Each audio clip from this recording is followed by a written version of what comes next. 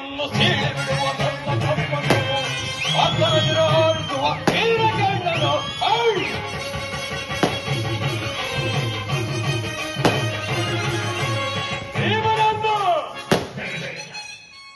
ಭೀಮನನ್ನು ಸೀಳಿ ಬಿಡುವ ನನ್ನ ತಮ್ಮನು ಆತನಿರ ಹಾರಿಸುವ ವೀರಗಣ್ಣನು ಧರ್ಮಕ್ಷೇತ್ರ ಇದು ಕುರುಕ್ಷೇತ್ರ ಗುರು ಪಾಂಡವರಿಗೂ ಯುದ್ಧ ಕ್ಷೇತ್ರ.